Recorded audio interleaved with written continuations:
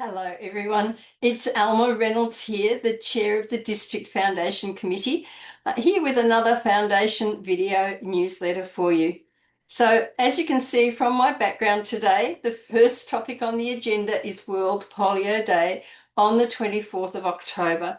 I'm really hoping that all clubs out there have put aside some special time around about the 24th of October, your closest meeting, to talk about polio and the polio effort. So please do that. Mark World Polio Day in whatever special way your club wants to do it. So, and we need to think about this polio effort, and it's time to raise awareness again of what we're doing. Of course, Rotary has been in the forefront of the effort to rid the world of this horrible disease for nearly 4 decades. We're close to the end, but I know you've been hearing that for a while. I'm hoping this time it's really true. So closer and closer every day, every year, we're getting closer. So you can be part of World Polio Day by learning, by sharing, by donating, and by advocating for the efforts to end polio.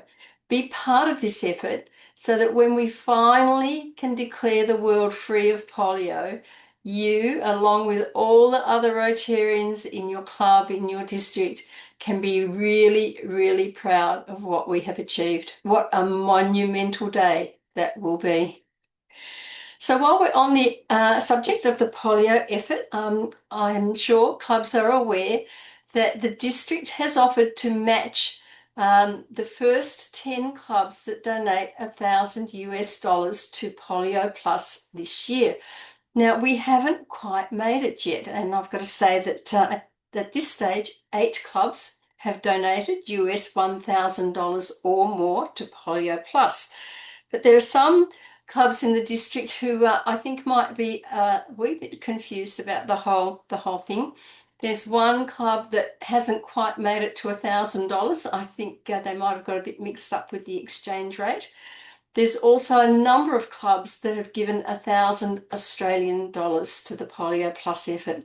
So if you want to be part of these first 10 clubs to donate $1,000, it's time to check and have a look at what your club has given, see if you've actually made it to $1,000, and check to see whether perhaps your treasurer has donated 1,000 Australian rather than, look, it's around about 1,600 Australian dollars to get to US 1,000. So have a look, have a check and see, because I'm just dying to transfer that $10,000 into the Polio Plus Fund from our district designated fund. So get onto that one.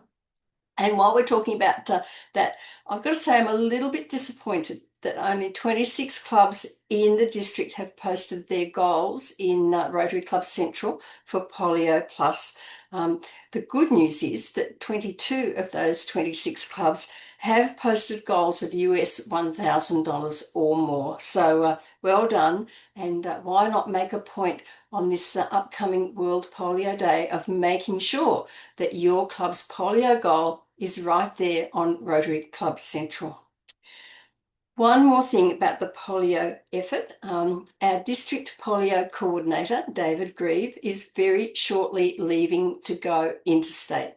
So I've been casting around for a little while to try and find somebody who is keen enough and desirous enough to take on the role of Polio Plus coordinator. And fortunately, I have found such a person. And that person is Tony Laycock.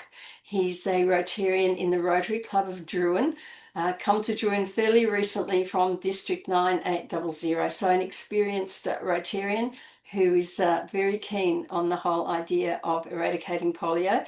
So no doubt you'll be hearing from him pretty soon. So welcome on board, Tony, and we're looking forward to working with you and your efforts in the district. So the second important Rotary Foundation event coming up is Foundation Month, which rolls around in November every year. So now is probably the time for you to start planning something special in November to mark Foundation Month. And you can decide in your own club what you would like to do, perhaps talk about a special project that you're using foundation funds for. Talk about a fundraiser to donate money to the foundation. That would be good too. Or you might like to invite a member of the District Foundation Committee to come to your club to do a presentation about foundation. So you may want something general, or you may want something very specific about foundation. You can contact me, or you can contact any member of the foundation committee. You'll find the entire list on the district website, and you can find our contact details, of course, through Club Runner. So we're looking forward to hearing from lots of clubs who would like to celebrate Foundation Month by inviting a member of the Foundation Committee to come along and have a chat.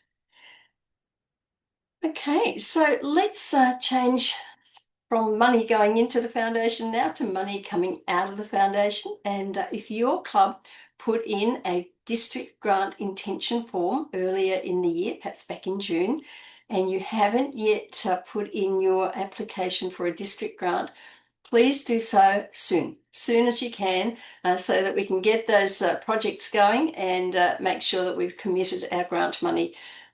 So what you need to do is go again into the district website. You'll find the application form there, so get to filling it out and making sure that you get that money that you put in your intention form for.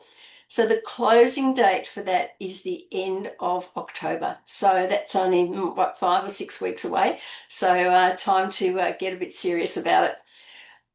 By the time, if we get to the end of October, whatever money has not yet been allocated in our district grant pool, we will be opening the whole thing up again to clubs to put in an application either for the second project they put on their grant intention form, or for projects that they missed out on the grant intention form. So that they've thought about more recently than June and that they'd like some money for. If that's you, keep your eyes open early in November for word from the Foundation Committee to let you know that we have reopened the district grant pool.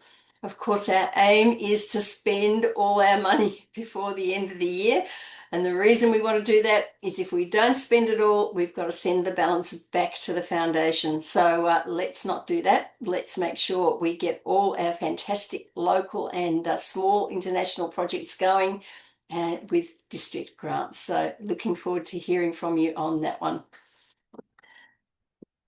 The other thing I want to talk about is yes, our district has been the recipient of a Rotary Foundation Disaster Recovery Grant. Now, these are special grants up to $25,000 that are much easier to apply for than a global grant with much quicker turnaround. And the energy and inspiration behind this is past District Governor Jan Spears. Now, Jan has got great connections into the community, and she's discovered a small pocket in northeastern Victoria that has really not received any drought-breaking rain.